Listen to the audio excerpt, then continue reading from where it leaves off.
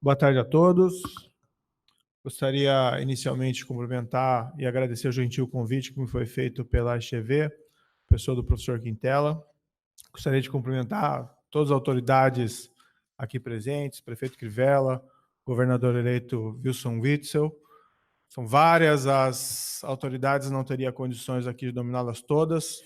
Tomo a liberdade de cumprimentar todas as demais, na pessoa desse formidável colega, desculpe a gafe, não mais colega, mas amigo, o doutor Marcelo Bretas, um juiz destemido que faz um incrível trabalho aqui na cidade do Rio de Janeiro.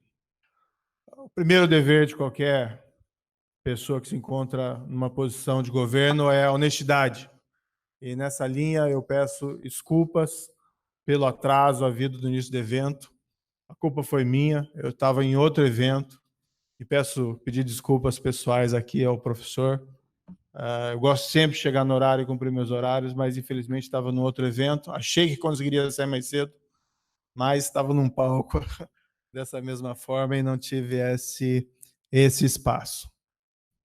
Para esse evento de hoje, há várias abordagens possíveis. Eu poderia falar dessa experiência da Operação Lava Jato, o que foi ali vivenciado, mas eu acho talvez mais interessante falar sobre o futuro, ou falar sobre o presente. Eu tomei uma decisão algumas semanas atrás, uma decisão, para mim, pessoalmente muito difícil, imagino que muito similar à que foi tomada pelo ilustre governador eleito, de abandonar a magistratura. Isso tem um peso imenso, não só do questão pessoal, mas a questão de abandonar uma carreira a qual nós nos dedicamos muito intensamente durante tanto tempo, e uma carreira que nós sempre sonhamos em permanecer nela e fazer um bom trabalho.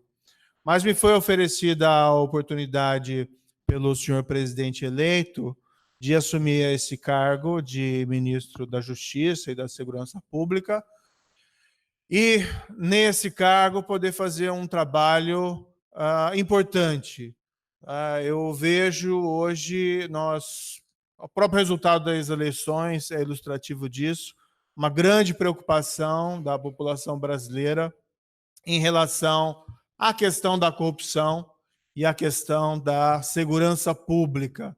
E não é uma preocupação imaginária, não é algo criado, que não tenha um fator de realidade.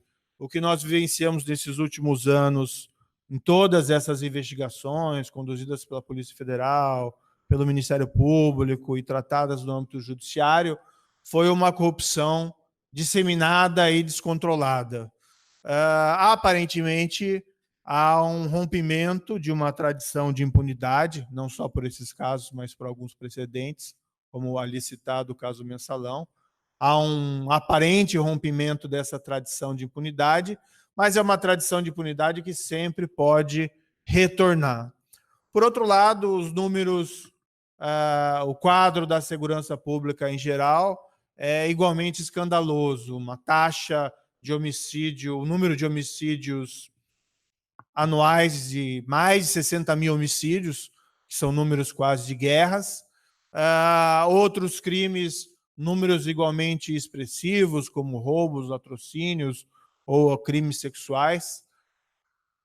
A própria situação aqui, esse estado talvez seja um dos que mais sofreu com o problema da segurança pública, resultando até numa intervenção federal decretada no começo do ano. Enfim, uma grande oportunidade me foi oferecida. Não ignoro que é um tremendo desafio, mas também não tenho a pretensão, e falando isso com absoluta honestidade, de resolver esses problemas num curto espaço de tempo. Agora, é importante, sim, isso é fundamental, iniciar um ciclo virtuoso, tá? Começar a avançar e não ficar sempre com receio do retrocesso. A minha experiência na Operação Lava Jato, claro que cabem críticas a todo o trabalho que foi ali realizado, assim como cabem críticas ao trabalho de todo magistrado, mas apesar, vamos dizer assim, do relativo sucesso de nós vermos algumas figuras respondendo criminalmente pelos seus atos de uma forma talvez sem precedentes, ou com poucos precedentes, sempre pairou aquela ameaça de retrocesso, né? Sempre havia aquela percepção de que um dia a sorte poderia mudar, um dia a mesa seria virada, um dia as equipes de investigações seriam esvaziadas, um dia o Ministério Público seria cerceado, um momento a atuação do judiciário também seria coibida por recursos intermináveis, que é a prática do judiciário, discussões que muitas vezes não dizem respeito, de fato, à culpa, mas sim à procura de um erro técnico, muitas vezes um erro técnico criado, não propriamente real, ou até mesmo a perspectiva de leis de anistia, leis, como aconteceu na Itália, que reduzem prazos de prescrição, leis que descriminalizam condutas, enfim, todo o trabalho sendo colocado água abaixo. Eu conheci pessoas fantásticas que trabalharam na famosa Operação Manipulite, magistrados, e tendo o exemplo da Operação Mãos Livres, um extraordinário esforço dos magistrados, dos investigadores, e alguns resultados efetivos alcançados, que foram, de certa maneira, corroídos por reações posteriores de um sistema político que não quis se alterar, e que, paulatinamente, às vezes sutilmente, reformou o sistema para buscar aquela impunidade brevemente perdida. Eu não poderia, então, deixar de escapar essa oportunidade para tentar fazer um trabalho diferente, não mais, evidentemente, como juiz, mas um trabalho dentro do Ministério da Justiça e de Segurança Pública e propor políticas públicas. Como eu disse, o desafio é grande, mas é uma oportunidade que não poderia ser recusada. Qual é a ideia? A ideia é, primeiro, apresentar um projeto de lei contra corrupção, especialmente aqui grande corrupção, contra o crime organizado e contra crimes violentos, já no início da próxima gestão, logo após a nova legislatura. E aproveito para saudar os deputados eleitos e pedir o apoio para esses projetos que forem apresentados. Claro, sempre com respeito ao parlamento, com abertura para o diálogo. Qualquer projeto ele é passível de críticas, de rejeição, de modificações, né? Mas nós esperamos, francamente, apresentar um bom projeto com o qual o parlamento possa realizar um bom trabalho. Corrupção, porque os últimos anos, como disse, revelaram que ela está desenfreada. Crime organizado, eu penso que hoje é um problema quase de segurança nacional. Essas organizações criminosas estão cada vez mais fortes e poderosas, e elas não têm enfrentado, embora algumas iniciativas pontuais, uma ação concertada do Estado em relação às suas atividades. E, por outro lado, a questão do crime violento, né, que afeta a todos de uma maneira perversa e, inclusive, especialmente minorias, que muitas vezes são as principais vítimas, por exemplo, de crimes de homicídios. Essa situação realmente tem que ser alterada. É um projeto em gestação. Eu falarei aqui em breve de algumas ideias. Não posso dizer que são propostas definitivas, porque se faz parte agora de uma gestão, então essas ideias têm que ser colocadas no papel e discutidas com a gestão para ver a possibilidade delas serem aprovadas. E certamente no parlamento é um novo desafio aprovar essas medidas. E, paralelamente, uma série de medidas executivas, né? Não estamos, evidentemente, assumindo o Ministério unicamente para apresentar propostas de lei. Estamos tentando montar uma equipe que se destaque pela experiência e pela excelência na área. Destacaria aqui o Dr. Valeixo, que foi nominado como futuro diretor-geral, a doutora Érica, especialista, a meu ver, a maior especialista do país em cooperação jurídica internacional para o DRCI, e pessoas acima de qualquer suspeita. O compromisso, esse é um compromisso claro do Ministério, um compromisso também que foi reiterado e afirmado, é a posição do presidente eleito, não proteger ninguém. Nós temos muito bem claro que esses órgãos de controle e de investigação têm que atuar com independência, têm que atuar com plena independência para fazer o seu trabalho. Qualquer espécie de interferência indevida não virá nunca da parte do Ministério. Bem, além disso, medidas executivas. É preciso concentrar esforços. O modelo das forças-tarefas é um modelo a ser perseguido, não é uma criação brasileira. Eu lembro aqui uma história muito interessante das 5 famílias mafiosas de Nova York, máfias italianas, família Gambino, Lucchesi, Bonanno e outros aqui que me escapam o nome, que eram tidos como organizações criminosas que controlavam boa parte da atividade econômica em Nova York na década de 70 e 80, e elas foram desmanteladas por uma ação focada de forças-tarefas, principalmente formadas no âmbito do FBI, e que conseguiram, com foco, dedicação e recursos, realizar isso. O exemplo das forças-tarefas da Lava Jato, tanto no Rio, como em Curitiba, como em outros lugares, também é um exemplo exitoso a ser seguido, a demonstrar que, se os recursos são escassos, eles devem ser focalizados naquelas exigências mais prementes. Não se pode dizer também que é fácil esse trabalho e que isso se resolve da noite para o dia.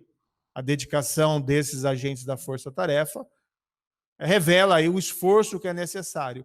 Mas a criação de forças-tarefas focadas em organizações criminosas específicas e grandes esquemas de corrupção é um modelo a ser perseguido e que independe, em princípio, também de alterações legislativas. Agora, existe também um problema de gestão. Estive recentemente conversando com o interventor aqui do Rio de Janeiro, o general Braga Neto.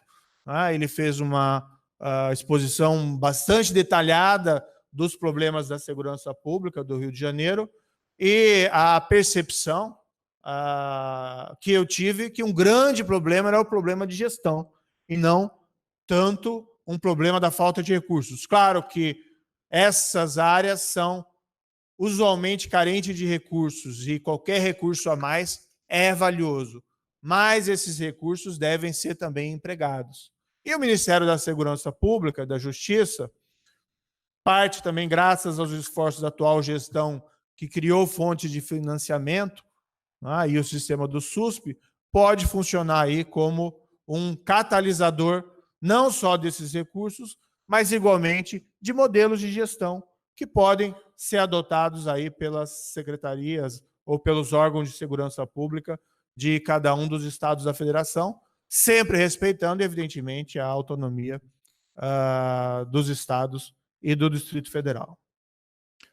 Bem, não tem condições de detalhar todas as ideias, todas as propostas, mas, como eu disse, são 3 problemas a serem atacados. Sei que as atribuições do Ministério da Justiça são maiores do que o problema criminal, mas o foco vai ser essa agenda anticorrupção, anticrime organizado e anticrime violento.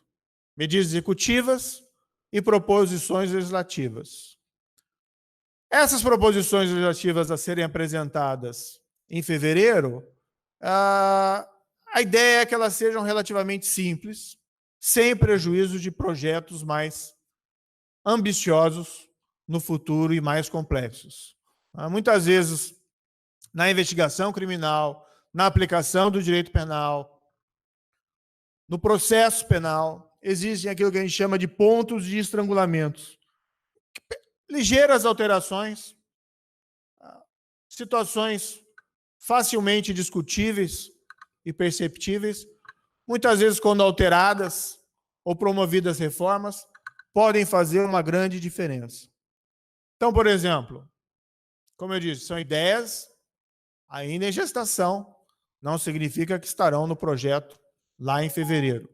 Mas tem que se proibir progressão de regime prisional para o preso que mantém vínculo com organizações criminosas. Isso já é uma possibilidade existente na lei, mas é importante colocar isso na lei.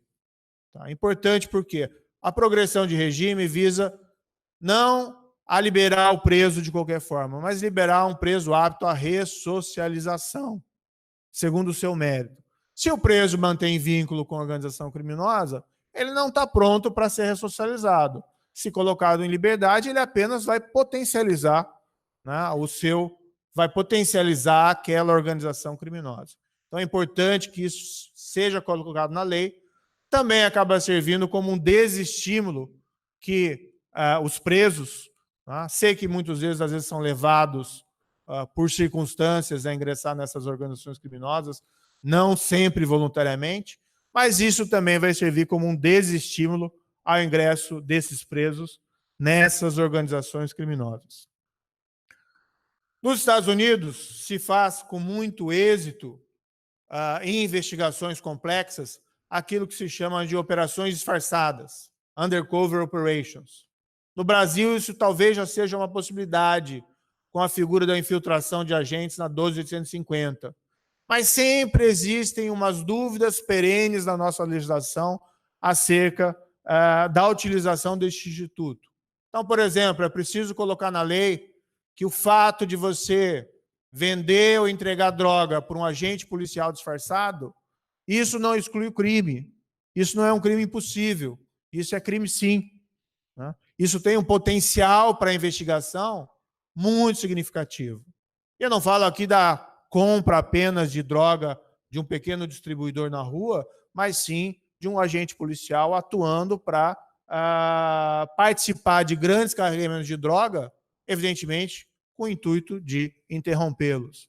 A mesma coisa em relação a armas, a mesma coisa em relação à lavagem de dinheiro. Estabelecer a lei que um agente policial disfarçado que participa de uma operação de lavagem de dinheiro, isso não exclui o crime. O crime não é impossível. O policial não está lá para criar o crime, o policial está lá para revelar esse crime. Outras questões pontuais, foi muito bem colocado aqui pelo colega, falo novamente, pelo juiz Bretas, sobre a questão da justiça eleitoral. A justiça eleitoral tem todo um mérito histórico que moralizou as eleições. Isso é algo inegável. O problema é que hoje algumas condutas, criminais extremamente complexas, muitas vezes envolvendo operações de lavagem de dinheiro, com contas no exterior, operadores dos mais diversos, estão sendo interpretados como sendo de competência da Justiça Eleitoral. E a Justiça Eleitoral, apesar de todos os seus méritos, não é uma justiça comumente estruturada para lidar com esse tipo de crime. A lei tem que deixar claro que uma coisa é caixa 2. Caixa 2 é grave, é crime também. Mas, se é corrupção, não é caixa 2 e não é justiça eleitoral.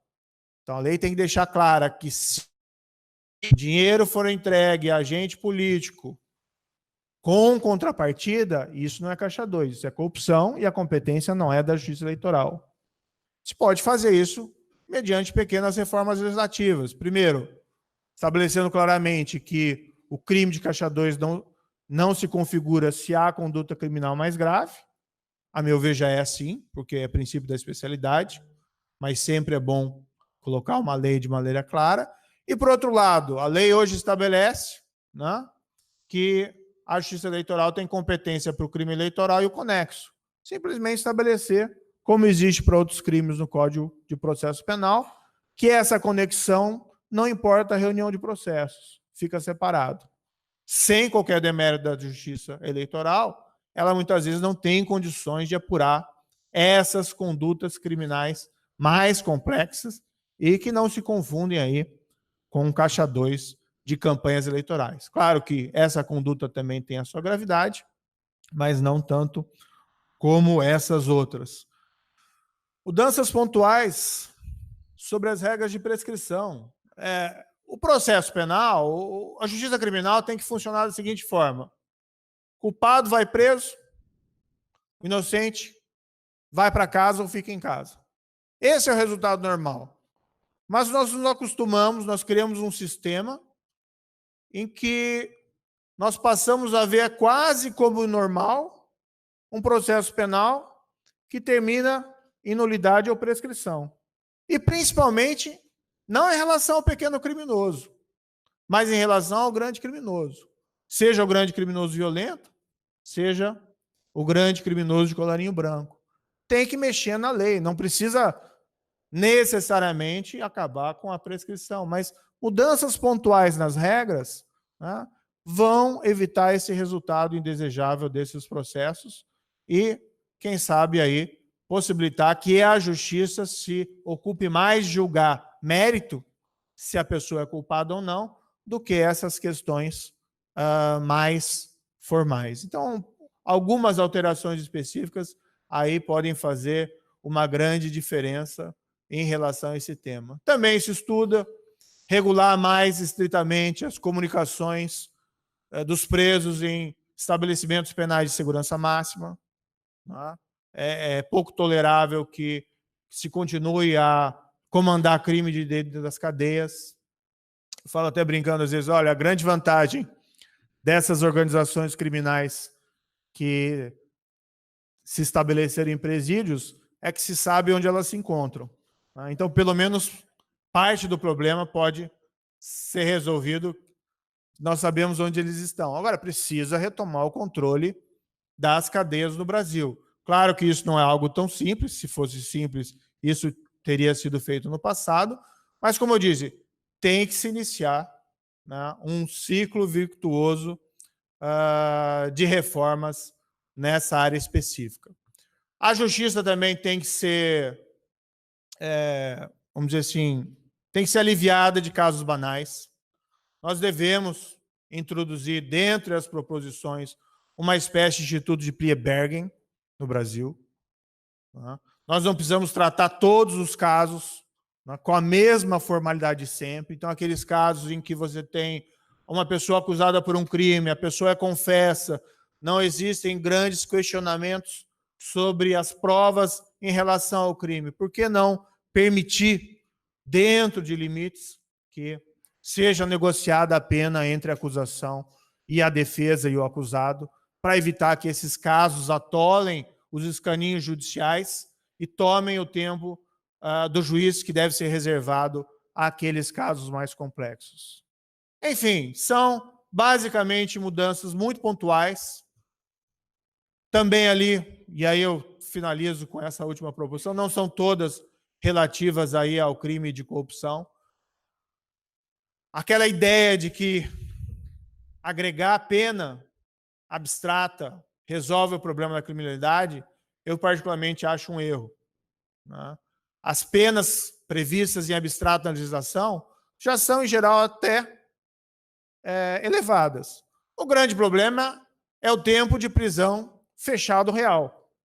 Tem que se mexer, quando se for mexer nisso, nas regras de progressão de regime e de recebimento de benefícios prisionais. Claro que existem crimes mais leves que têm que ter uma progressão diferenciada, visando sempre a recuperação e ressocialização do preso, mas tem casos de gravidade, às vezes crimes bárbaros de sangue, que nós vemos na imprensa brasileira e que muitas vezes, pouco menos de 10 anos, a pessoa já está progredindo do regime fechado para um regime semiaberto, que hoje em dia é praticamente quase liberdade.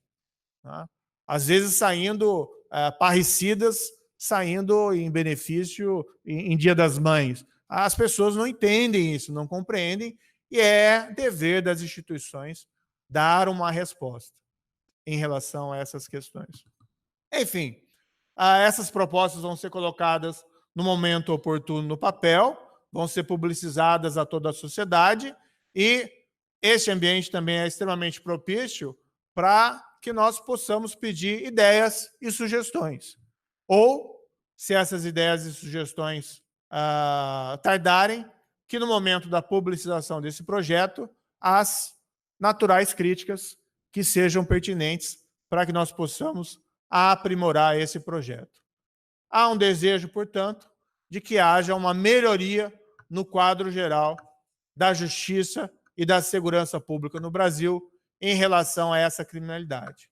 Quem sabe, iniciando um ciclo virtuoso, daqui a vários anos, outros, né, presentes nesse auditório, não necessariamente mais a minha pessoa ou todos os senhores, nós possamos olhar para trás e pensar que esses graves problemas da criminalidade que o Brasil sofre são apenas um retrato do nosso passado e não mais daquele momento futuro. Nós temos muitas vezes uma crença de que alguns problemas permanentes do Brasil são problemas naturais, quase como doenças tropicais, que nós temos que aprender a conviver com esses elevados índices de impunidade, de violência, de criminalidade, e que nós não podemos fazer nada a respeito. Isso tudo é falso. O que nós precisamos, sim, é melhorar as nossas instituições e melhorar as respostas das nossas instituições para esse tipo de problema. Sempre podemos ter em mente e lembrar um problema que era tão complexo no Brasil, que foi superado, a hiperinflação dos anos 80 e dos anos 90. Eu lembro, aquele período, havia quem dizia que o Brasil era assim mesmo, que o que nós tínhamos que fazer era aprender a conviver com a hiperinflação, que era uma peculiaridade brasileira, e que nós não podíamos fazer nada. Mas, através de políticas públicas consistentes, foi possível superar o problema. O Plano Real. O que se quer, a partir de fevereiro, ou de janeiro, para ser mais exato, é uma espécie de Plano Real contra a alta criminalidade no Brasil. Muito obrigado. Atenção. A sua gestão vai enfrentar um assunto importante, que é o do SUSP, do desenvolvimento do SUSP, que foi aprovado, né? Que o SUSP pretendeu dar ao governo federal mecanismos de coordenar e ajudar os estados na segurança pública, no combate à corrupção. E o senhor terá esse assunto na pauta, né?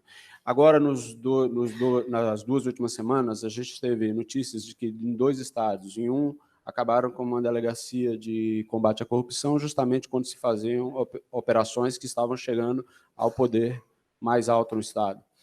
E em outro estado, um colega que fazia investigação, um delegado que fazia investigação, foi exonerado de um cargo de confiança que ele ocupava e, segundo se noticia, em clara represália por investigações que ele estava fazendo, estava chegando também ao poder político e econômico mais forte no estado respectivo. Dito isso, como o senhor acha que o Ministério da Justiça e o governo federal poderá ajudar o Brasil em situações dramáticas como essa? Bem, eu não conheço esses casos concretos, específicos, então eu não tenho condições de opinar sobre eles. Li no jornal, mas, enfim, né? Órgão de controle e esses órgãos de investigação criminal muitas vezes assumem esse papel de órgão de controle quando eles investigam, por exemplo, crimes contra a administração pública. Nesse aspecto, eles têm que ter absoluta autonomia e independência. O papel do ministro da Justiça, da Segurança Pública, ou, por exemplo, nos estados dos comandantes das polícias, ou do secretário de Segurança Pública, ele deve mais, assim, dar aos órgãos policiais a possibilidade, a estrutura para fazer essas investigações. Ele mesmo não deve se transformar num super-tira ou alguém que interrompe essas atribuições. Agora, claro, cada estado, o Distrito Federal, tem a sua autonomia específica, e surgindo situações dessa espécie fora da órbita federal, a própria revelação disso na imprensa já propicia, eventualmente, alguma espécie de interferência, né? Às vezes da própria sociedade civil. O que tem que evitar, evidentemente, também é motivações de ordem político-partidária, ingressem em investigações criminais, tem que ser focado nas provas dos crimes, evitar, muitas vezes, discussões ideológicas comprometam a eficiência do sistema de segurança pública.